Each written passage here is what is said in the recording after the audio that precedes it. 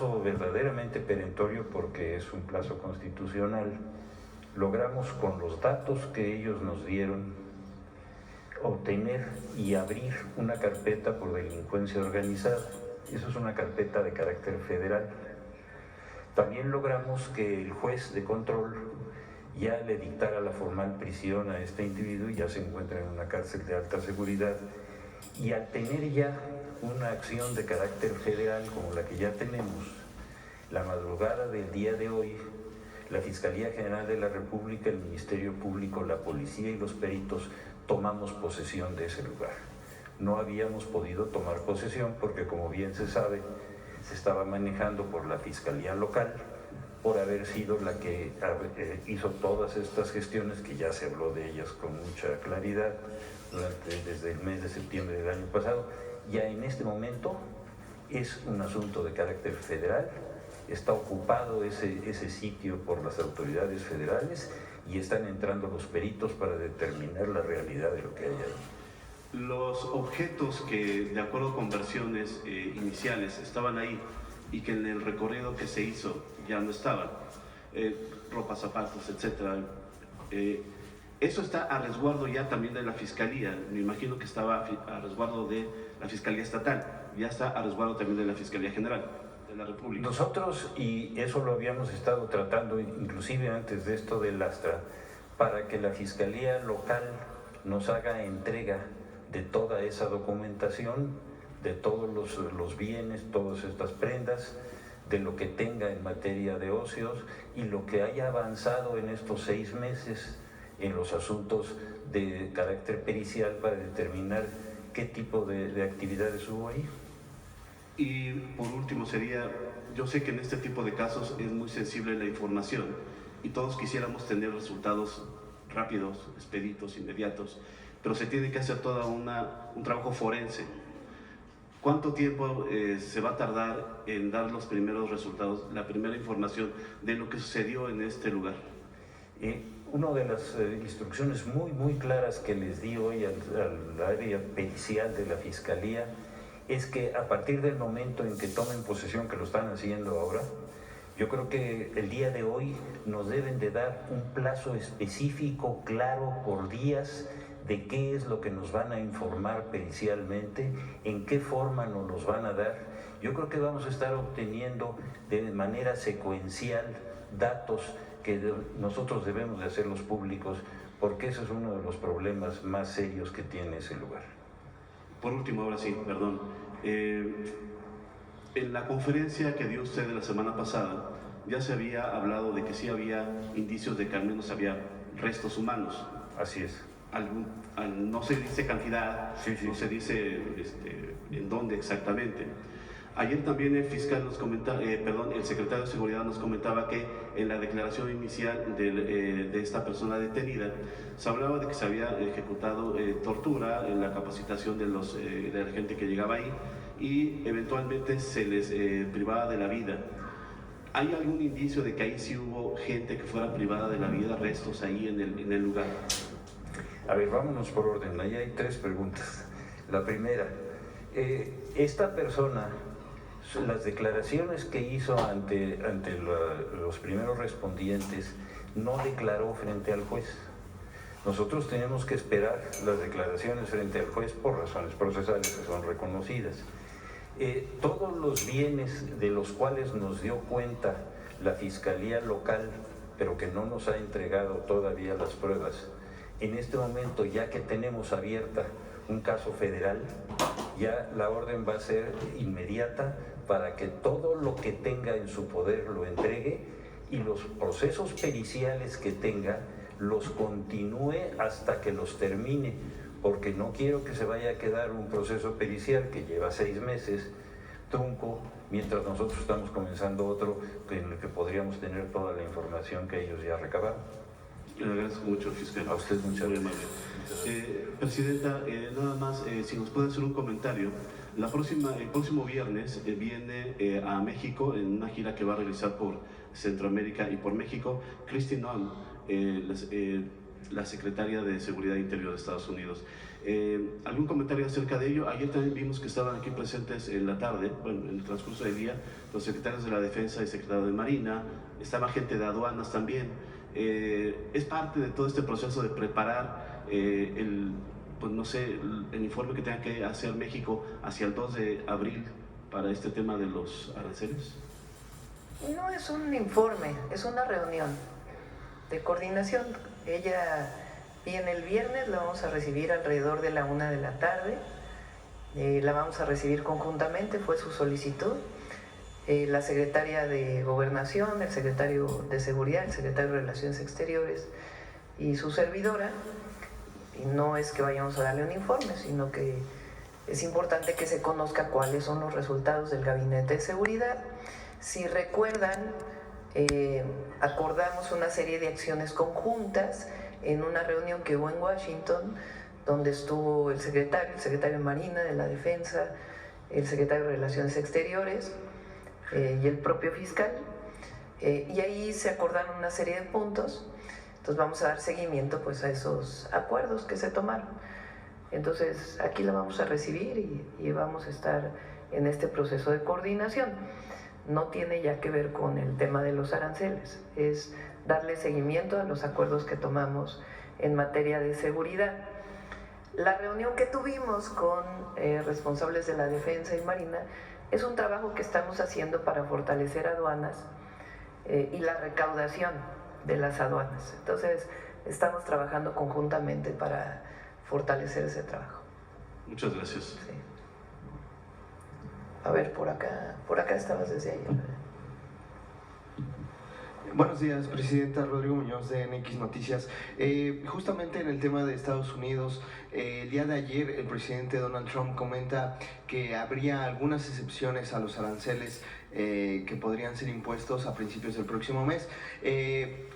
Preguntarle cómo han ido avanzando estas negociaciones encabezadas por el secretario de Economía, Marcelo Ebrard, y si de casualidad han tenido un primer acercamiento con el equipo de Mark Carney, el nuevo primer ministro de Canadá, respecto también a este tema de aranceles.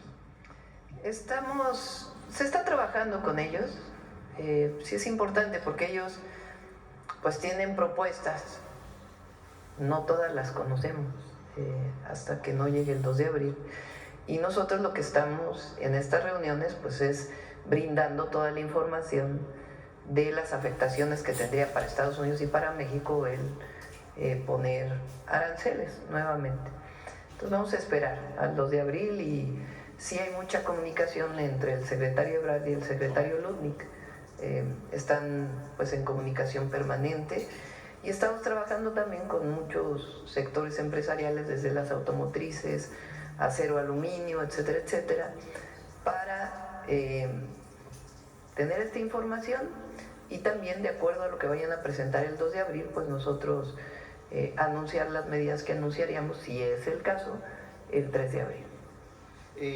Aprovechando que está el fiscal, preguntarle si existe alguna, cómo avanza el tema del exgobernador Silvano Aureoles, que pues ya se emitió la ficha roja por parte de Interpol, y conocer si hay alguna o qué tipo de colaboración hay sobre este caso, fiscal. Sí, ya se emitió la ficha roja, ya todas las autoridades, sobre todo en los Estados Unidos, de los países con los que tenemos frontera, y en España y en los países de Europa, ya están alertados.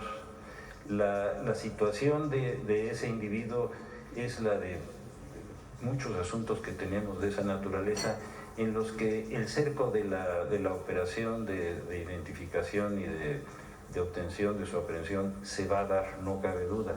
Es cosa nada más de manejarlo con toda la prioridad y con todo el cuidado. Como usted ya sabe, prácticamente todos sus cómplices ya fueron detenidos, han sido procesados, y en un plazo muy corto lo vamos a tener. Gracias, fiscal. Y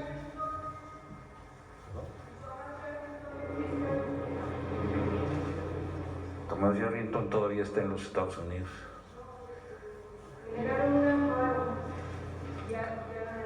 Pues todavía está en los Estados Unidos.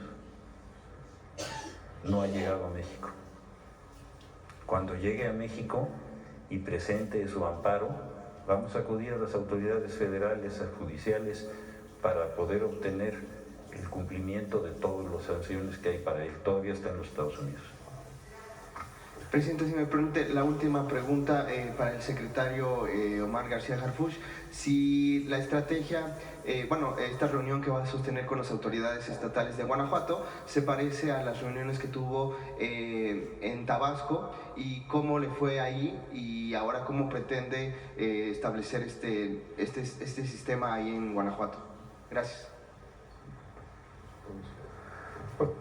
Son reuniones que se hacen revisiones periódicas en materia de seguridad. Lo de Tabasco, la reunión de Tabasco fue una instrucción de la presidenta Claudia Sheinbaum, que nos giró al secretario de Defensa, al secretario de Marina y a su servidor, para incrementar el estado de fuerza en Tabasco, lo cual ha tenido un resultado positivo. Ha tenido aproximadamente en un mes un 25 o 28% de menos homicidios, que eso lo vamos a presentar también en 15 días.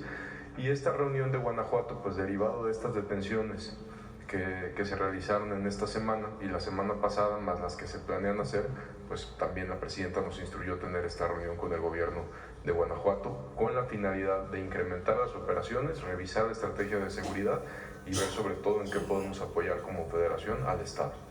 Gracias, secretario. Gracias, presidente. A ver, aquí. Gracias, presidenta. Julián Mazoy, de SDP Noticias, un gusto estar acá. Y buenos días a todos, compañeros también. Presidenta, la primera de seguimiento acerca de este asunto de la CURP. Entiendo que es un proceso y va largo, pero saber si va a haber una credencialización física eventualmente, o si es más bien sostener el número, los dígitos y letras que implica la CURP para que exista esta base de datos, o si eventualmente sí se planea credencializar al país. Se está revisando lo de la credencialización. Por lo pronto es la identidad de la persona, que es lo más importante, que como saben hoy, cuando hay una base de datos digital, pues nos permite hacer muchos cruces de información, particularmente al Gabinete de Seguridad, a las fiscalías, pues que le permitan dar mucho más rápido, sea con una víctima o con un presunto delincuente. Bien, sí, perfecto. Y presidenta, pues este fin de semana se inauguró, usted estuvo presente y en Hidalgo se inauguró ya la construcción del tren México-Pachuca, que implica pues una construcción de mucho más que solamente eso. Es la primera parte de un plan muy amplio que usted ha presentado. Dentro de ello mismo pues vi la transmisión y no pude evitar, presidenta, recordar una rueda de prensa que dio usted en la transición, en su casa de transición en Iztapalapa, donde estoy presente, y a pregunta de una reportera periodista internacional, entiendo que venezolana, le preguntó, presidenta, ¿cuál iba a ser presidenta electa en ese momento? ¿Cuál va a ser el sello de su gobierno?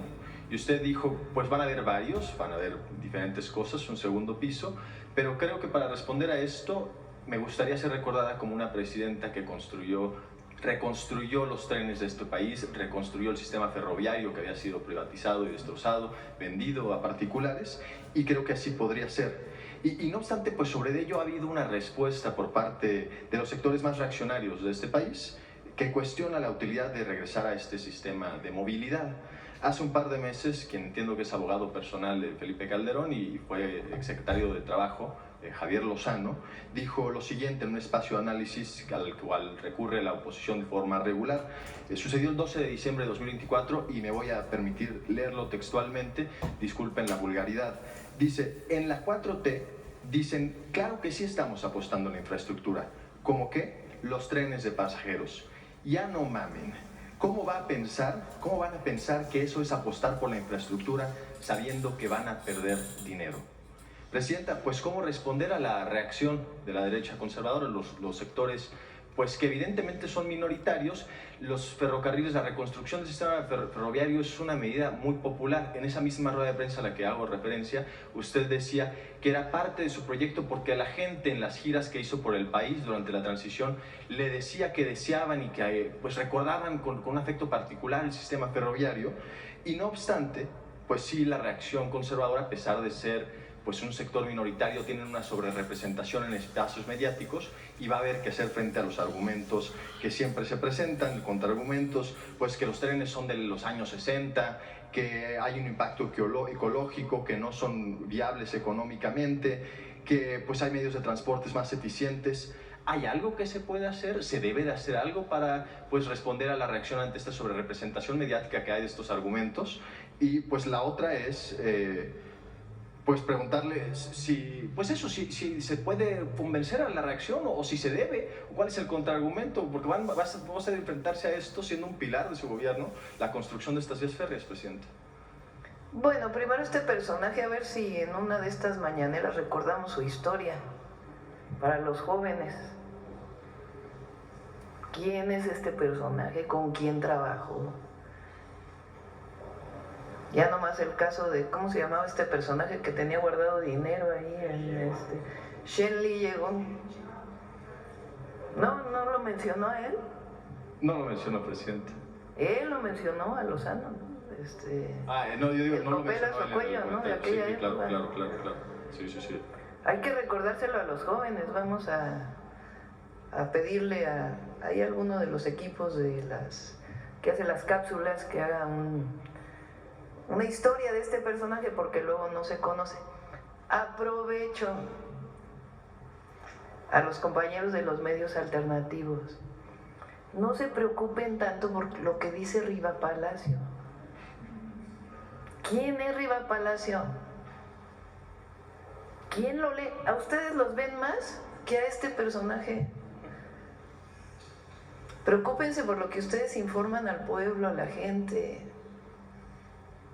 No, de verdad, o sea, fue de Notimex, ¿no? Con Salinas. Y después de eso, pues a lo que se dedica es a golpear, a construir historias ficticias, como si ustedes no tuvieran derecho a informar, como cualquier periodista que trabaja en un medio comercial. Tienen ustedes todo el derecho, todo. Y están aquí porque a veces informan mucho mejor que otros. Entonces no se preocupen tanto. Primero lo leen así, de este tamaño. Lo leen, no sé, ¿qué les gusta? 20,000 personas lo han de leer. Y a ustedes los ven, ¿qué? 100,000 en vivo. Bueno, este Pedrero, ¿no? Que estuvo ayer aquí es el segundo streamer, porque no por nada, pero esta mañanera se ve mucho. No se preocupen tanto por eso, no,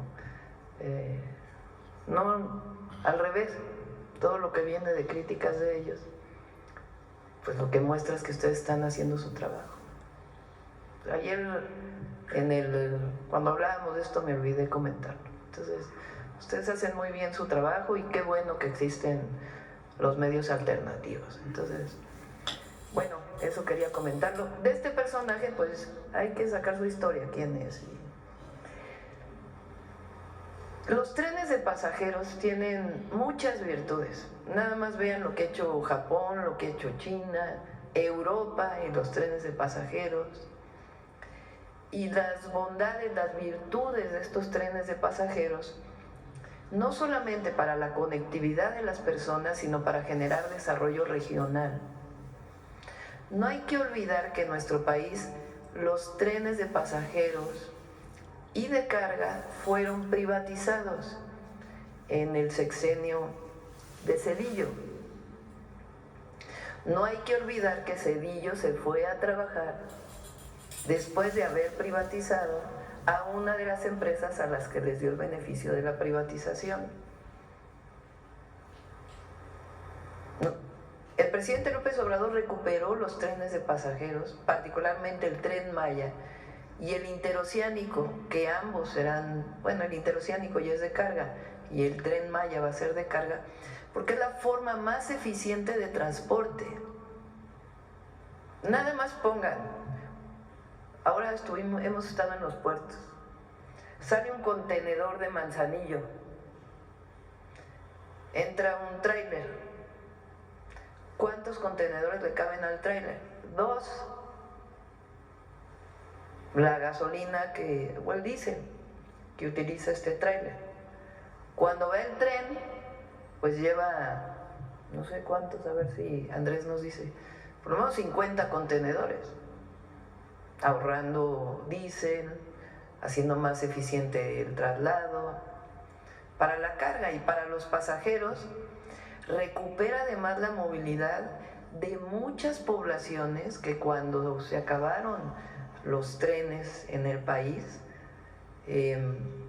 dejaron de vivir alrededor de la economía que genera el paso de un tren. Entonces, imaginen, hay muchísima movilidad de personas que viven en Pachuca y vienen a trabajar a la ciudad o viceversa. Pues ya no van a utilizar un transporte, un camión o un autobús, sino que ahora van a utilizar el tren a precios accesibles. Claro, ellos están en contra de que el Estado recupere algunas de sus funciones que durante el neoliberalismo le quitaron. Es ideológico y además, bueno, escuchen nada más el tipo de cosas que dice. Están como obsesionados, enojados. Es así como... Sí, no sé cómo explicarlo, están enojadísimos. ¿Por qué? Porque la gente ya no les cree. Todo esto, por ejemplo, que ha salido del rancho, y tuvo cientos de millones de menciones. Pero aquí se va a dar a conocer la verdad. Esa es la gran diferencia con la Cuarta Transformación. Antes se escondían la verdad. Nosotros no tenemos ninguna intención ni interés de esconder nada. Al revés, queremos que se dé a conocer todo y actuamos con responsabilidad y con amor al pueblo. Allá tienen los amores en otros lados, si es que todavía les queda un poco de amor, la verdad.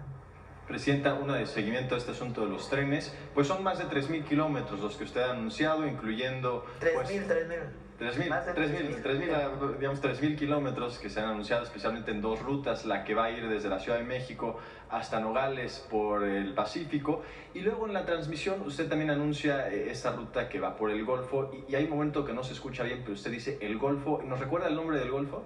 Sí, así dije, el Golfo de... Así. El Golfo de México, Presidenta. Ahora, Presidenta, recibió este fin de semana usted a 23, entiendo, embajadores, sus cartas credenciales se las presentaron.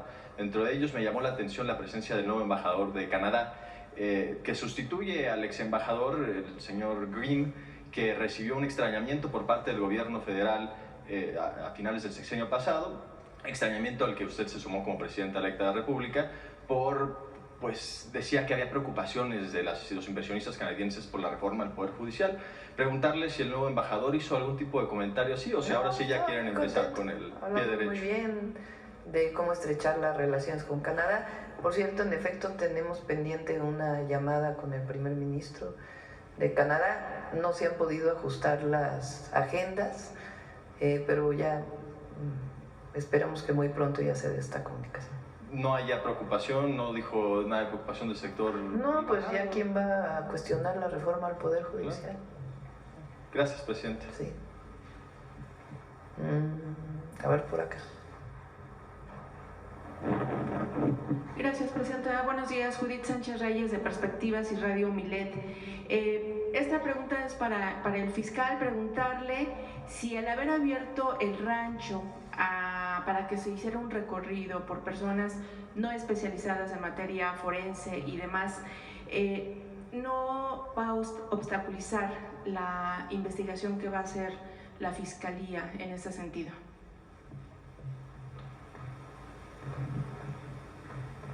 Como ustedes recordarán, en la reunión que tuve con los medios Yo les pregunté a las personas que asistieron si tenían interés en que se pudiera hacer una visita por la cantidad de información tan confusa que había.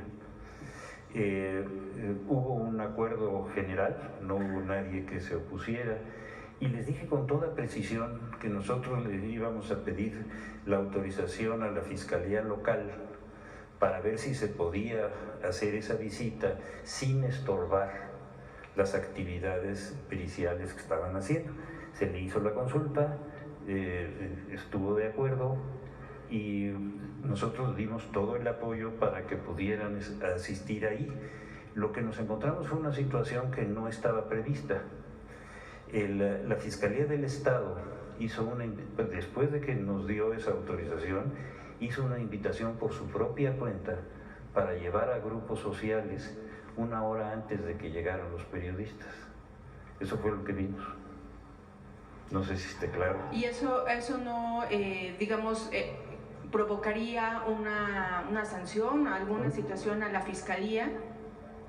Perdón, no le oí la pregunta. El hecho de que ellos hayan ingresado a personas antes no cae en una omisión o una sanción a la... Es una responsabilidad de ellos. Ellos van a tener que dar cuenta de todas las responsabilidades que tienen y las siguen teniendo y las comenzaron a tener desde septiembre del año pasado y que nosotros ya dimos cuenta con toda precisión, con pruebas documentales muy claras de qué es todo lo que falta y todo lo que falta es de su responsabilidad y van a tener que dar cuenta. Entonces abrirían carpetas de investigación contra funcionarios.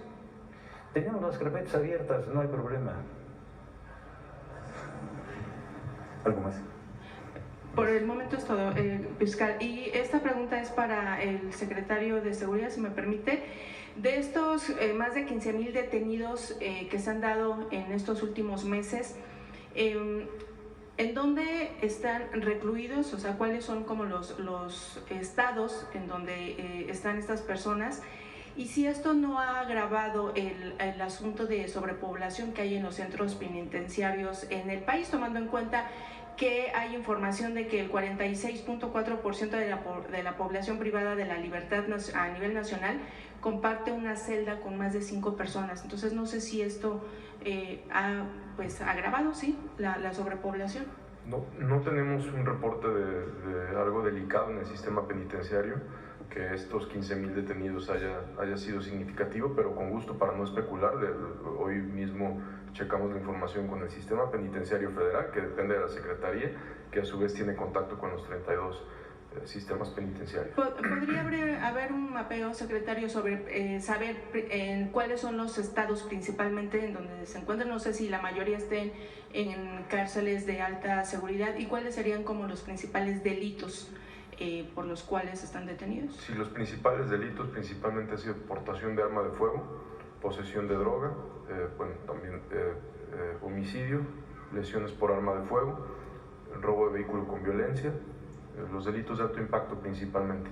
Y con gusto revisamos en qué penales, en qué sistemas penitenciarios donde más se han ingresado, se lo podemos preparar de manera inmediata. Muy amable, gracias. Y Presidenta, desde que Estados Unidos catalogó a los cárteles mexicanos como grupos terroristas, usted comentó que el Gabinete de Seguridad podría venir a darnos pues una definición y también la diferencia entre estos grupos de delincuencia organizada con los grupos terroristas, que maneja Estados Unidos. No sé si haya la posibilidad de que nos den esa información en este momento, tomando en cuenta que está aquí el gabinete.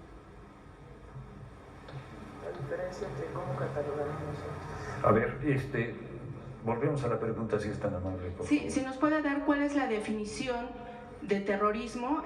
Aquí en el gobierno mexicano se había dicho que es diferente a la que maneja, por ejemplo, Estados Unidos, y sobre todo la diferencia de los cárteles mexicanos con grupos terroristas.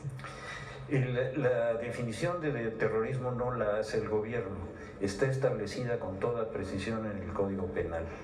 Establece cada una de las conductas que atentan fundamentalmente con aspectos políticos de la integridad de la nación y de la defensa de la sociedad. Ese es el criterio jurídico establecido por el Código Penal. El criterio criterio que tienen los Estados Unidos es diferente y sin que yo vaya a hacer una definición de lo que ellos han establecido, la diferencia es muy clara. Ellos lo ven como un asunto de seguridad nacional y tiene una vinculación con las conductas que van más allá de un aspecto estrictamente delictivo individual para convertirse en un tema de una delincuencia colectiva con una intención de hacerle daño a colectividades o a la nación misma. Esa es la diferencia desde el punto de vista legal. Entonces, obviamente, no alcanzan este nivel de violencia los cárteles mexicanos con los grupos terroristas, como lo maneja Estados Unidos. Yo creo que cada una de las, y eso es un asunto muy claro de competencias. En México la competencia es sola y exclusivamente de México, no de ningún otro país, y nosotros aplicamos la ley no conforme a nuestro criterio, sino contra lo que dice la ley, y la ley, como les explico a ustedes, es muy clara. Lo que ellos están planteando son sus problemas de seguridad nacional, y creo que la señora presidenta ha sido clarísima. Ellos tienen todo el derecho de hacer cualquier definición de su seguridad nacional, siempre y cuando no afecte ni la soberanía ni la seguridad nacional de México. Eso está clarísimo, y en eso no va a haber ningún cambio ni ninguna indefinición. Está clarísimo. Muchas gracias. Y finalmente,